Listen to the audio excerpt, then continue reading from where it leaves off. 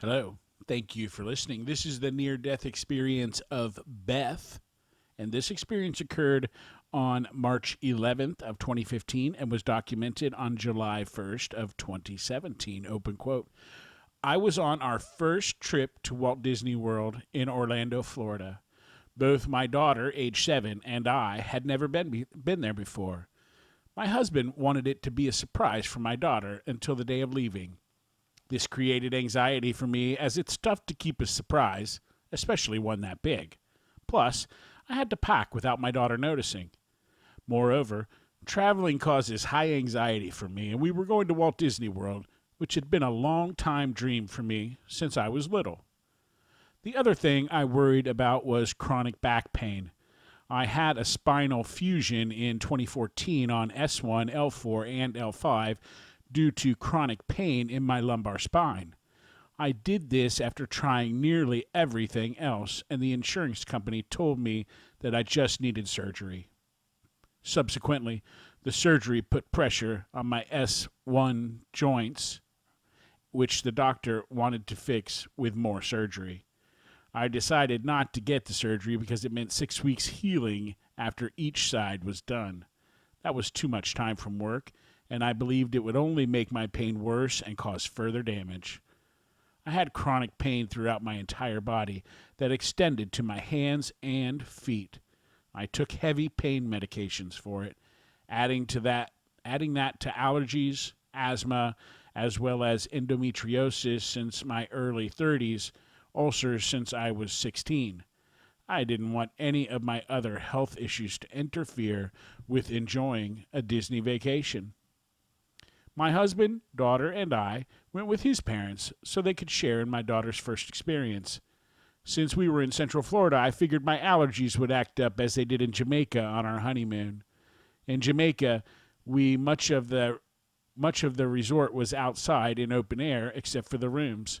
I had trouble breathing after just being there a few days. I spent most of the time in the room.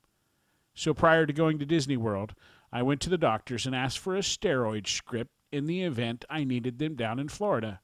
I had never been to Central Florida, but I figured it was jungle-like and lush like Jamaica.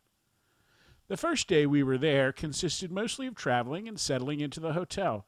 In the evening, we swam in the pool. I felt fine, but my allergies and asthma started acting up. So the following morning, I started the steroids. I didn't want our trip to be bogged down because of sneezing, headaches, and shortness of breath. Both my daughter and I, being huge fans of Disney, were in awe of how magical it was. Since I was so excited, it was a little overwhelming to take in. I did have a little nausea in the morning, along with my allergies acting up, but other than that, I seemed fine. It was a very busy day, but my back didn't hurt too much more than usual. I was happy about that. The third day was Mother's Day, and we had another full day of Disney. My allergies seemed to be in check from the steroids, but I had nausea again and ended up throwing up. I kept the nausea and vomiting a secret because I figured it was my ulcers that had recently come back. I didn't want to dampen anyone's spirits, so I just didn't say anything to my husband. The rest of the day, I had moderate allergy symptoms, and back and chronic pain were doing well, considering all the running around. We ended up going to bed around 10 or 11 and were excited for our fourth day at the parks. We had another 2 full days at the parks planned and were equipped with fast passes. Around 1 or 2 a.m., I awoke, very nauseous, and began vomiting heavily in the bathroom. After about the third or fourth time vomiting, my throat was swollen, my abdomen and chest hurt. I had the chills and was freezing due to a high temperature. By then, everything hurt. I was freezing and attempted to wake my husband to help me. He brushed it off and figured I had food poisoning and probably one too many drinks at dinner the night before. He was of no help, and I was on my own. I continued to throw up, and my pain level was skyrocketing. I was in so much pain that and couldn't take anything to help because it would just come back up. Every minute felt like hours. I was in so much pain I couldn't bear it. Finally, around 6 or 7, my husband woke up. I threw up maybe 6 or 7 times, and then I was dry heaving. I couldn't move, although I tried. I definitely knew something was wrong. My husband reluctantly asked me if I needed to be driven to the hospital. I told him yes. I said goodbye to my daughter and kissed and hugged her. I told her I would be okay. He took my daughter to the room where my in-laws were staying. I explained what was going on. I didn't want to ruin a day at Disney, but I couldn't even get up to change my clothes at this point. My husband looked up hospitals online and found one 45 minutes away. He told me how long the trip was, and I told him that was too far. I didn't know how I would make the drive, so he asked if I needed an ambulance. I told him yes. So he called down to the front desk, and an ambulance was there to pick me up within 20 minutes or so. By then, it was 8:30 a.m., and I was in so much pain. It hurt my body to even lie down on the hard bed in the ambulance. Every bone of my body ached. They examined me and said I had flu-like symptoms and was dehydrated. They tried to start an IV of fluids. I was so dehydrated, it took 3 tries to get an IV going.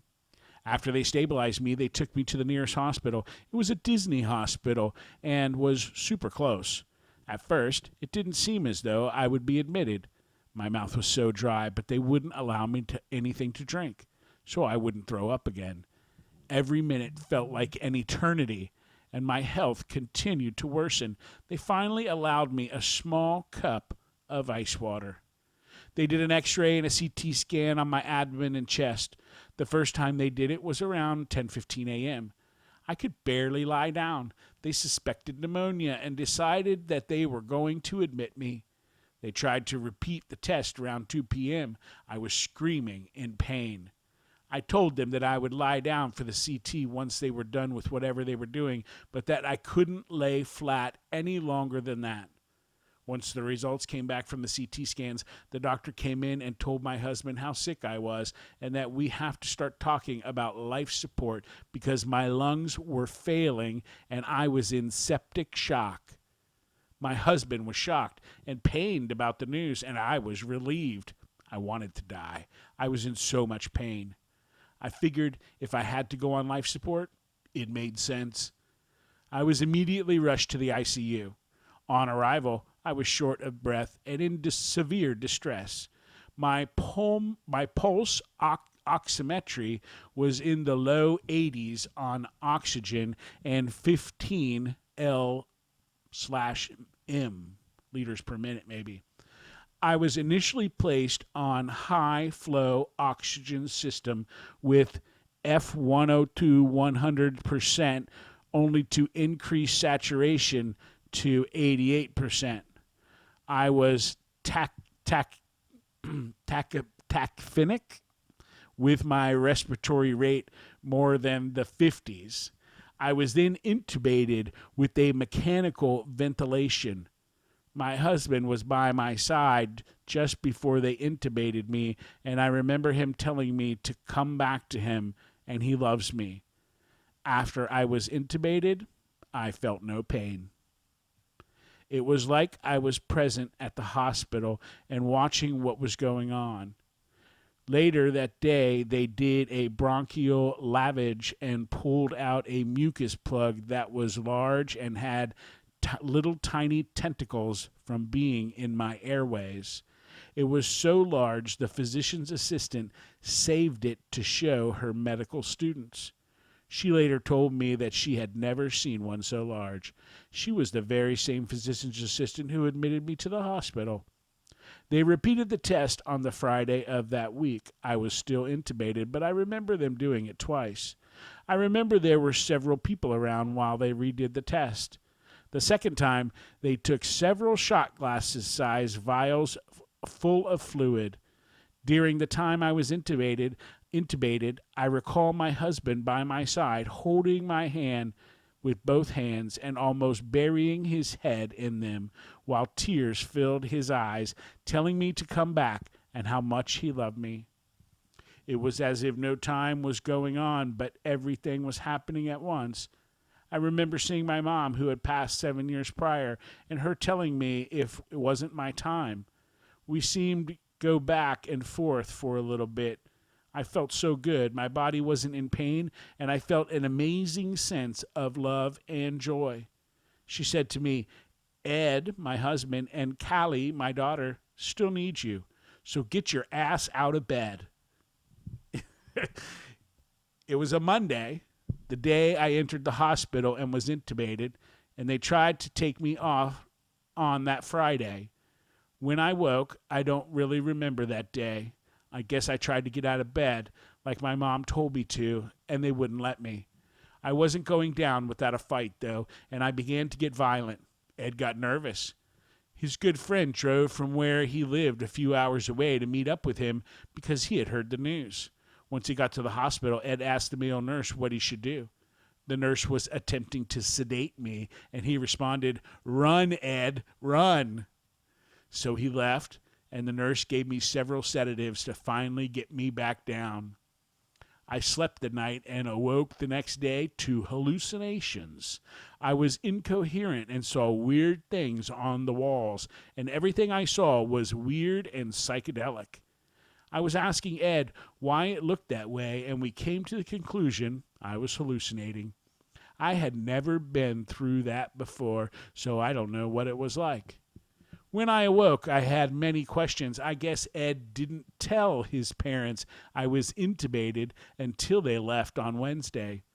They knew I was I was at the hospital, but he didn't want his mom and dad to worry about me the rest of the trip. We still had Monday and Tuesday passes to the park and days planned. So my in-laws and Kalli finished the trip. He told them just before they left.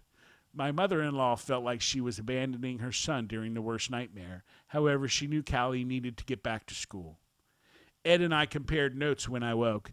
I told him I remembered the Bronx being done and him telling me to come back.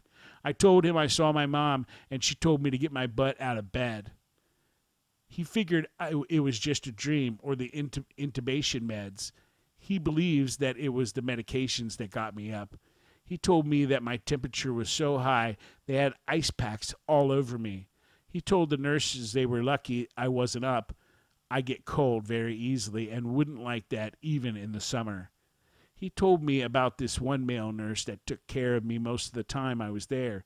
He was a large nurse who was from one of the islands as he had an accent. Ed said after a while that I only responded to that nurse. The nurse was leaving for his weekend on Friday and wouldn't be there, so he warned Ed that I may not talk or walk when I get up, so not to expect it. He was preparing Ed for what was in store for me. Everyone that had taken care of me came in to tell me how amazed they were at my recovery rate. I was able to walk and talk the second day after being intubated. I was weak and a little frail, but I was recovering so quickly. They told me that they did not expect me to recover so quickly. They were all wonderful, and I am grateful that they were there for me. I stayed in ICU until Monday, where I quickly recovered enough to be put into a regular room. After being intubated, I had not been able to sleep, so when I moved to a regular room, I asked for some Benadryl. That evening, the male nurse from the ICU came to visit me. He hugged me and told me how worried I made him and couldn't believe I was out of ICU so quickly. He had to see it for himself. I stayed one more night, and on Tuesday I was ready to leave. They struggled with the pulse ox to get my oxygen, but finally got a reading. I was well enough to leave the hospital. The doctor wanted me to stay in the area one more night in case anything happened, so my husband took me to Disney, where we got a room at one of the less expensive hotels, and were able to go back to downtown Disney for dinner and shopping. We went home the following day. Since then, I have been to so many doctors and specialists to try to tie all my health information together. It didn't seem coincidental that I had so many health issues and then this on top. I've been to several specialists at the Cleveland Clinic, including a neurologist.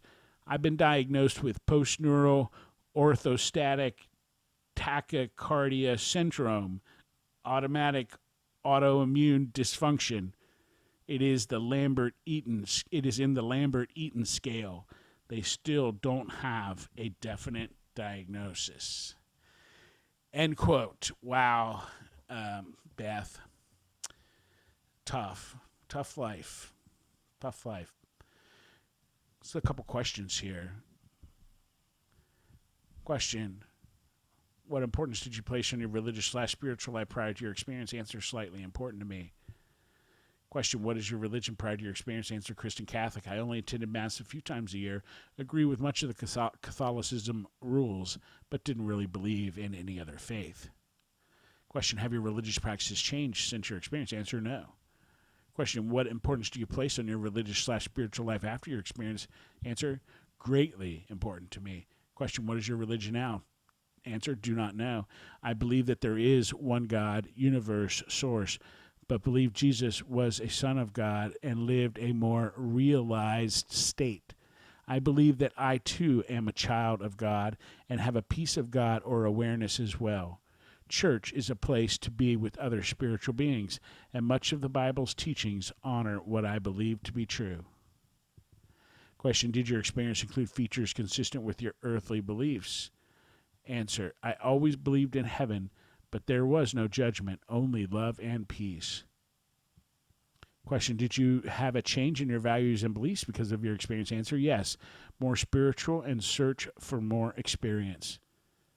Question: did you seem to encounter a mystical being, presence, or hear an unidentifiable voice? Answer: I saw my mom, who told me it wasn't my time and to get your ass out of bed.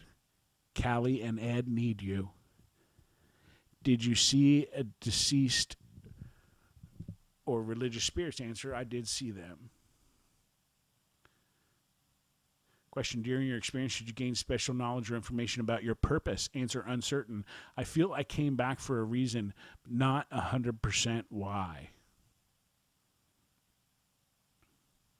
Question: do you believe in an afterlife after your experience? Answer: yes. It seems we are spirits in a body, not the other way around. Question: what life changes occurred in your life after your experience? Answer: moderate changes. I have done much soul search and reading of a more universal God. I believe we are part of God, not just as Jesus, Allah, Muhammad, etc. Question: what have your relationships changed specifically because of your experience? Answer: yes. Things and people mean so much to me, and nature amazes me. Question: was the experience difficult to express in words? Answer: yes. Time didn't seem relevant, and it was like no time had passed. I felt euphoric and pain-free and surrounded by love. Question: are there one or several parts of your experience that are especially meaningful or significant to you? Answer: my mom, because she told me it wasn't my time and that I was still needed for my family. Question: have you ever shared this experience with others? Answer: yes, right away. Most people were shocked about it all. Question: what do you believe about the reality of your experience? Answer: experience was definitely real. I knew what I saw, and I felt what I felt. It was more real than a dream. End quote. And questions.